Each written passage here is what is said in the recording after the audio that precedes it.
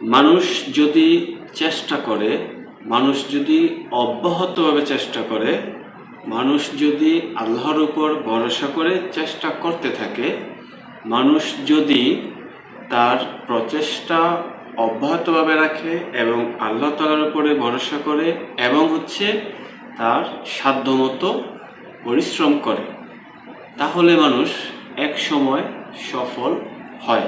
কেন হয়? কারণ সে আল্লাহর সাহায্য চাচ্ছে, সে তার প্রচেষ্টা অব্যাহত রেখেছে, সে তার জ্ঞান অর্জন অব্যাহত রেখেছে, সে তার স্কিল অর্জন অব্যাহত রেখেছে।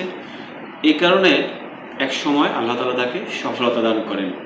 মহান আল্লাহ তাআলা বলেন যে আমাদেরকে যে বিষয়ে উৎসাহ দেন, বারবার চেষ্টা করতে, আমাদেরকে আমাদের সাধ্যমতো প্রচেষ্টা করার পর আল্লাহ তাআলার উপরে বাকিটা ছেড়ে দিতে।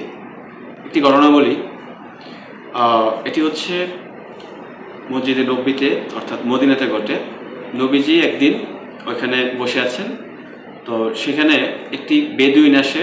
একজন বেদুইন, উনি ইসলাম গ্রহণ করার জন্য আসেন।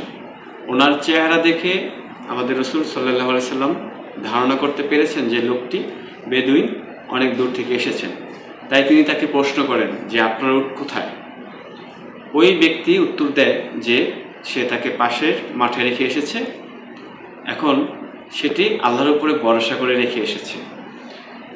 তো রাসূল পাক সাল্লাল্লাহু আলাইহি সাল্লাম বলেন যে তোমার উটটি তুমি বেঁধে এসেছো কিনা, সেটির সেফটির ব্যাপারে কি করেছো?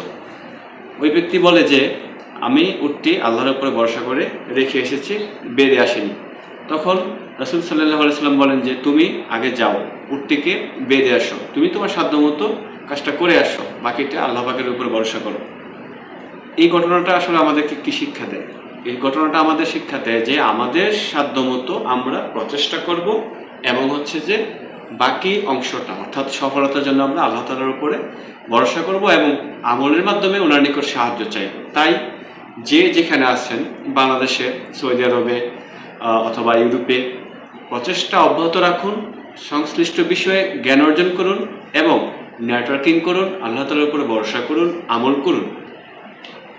ইনশাআল্লাহ আপনি সফল হতে পারবেন।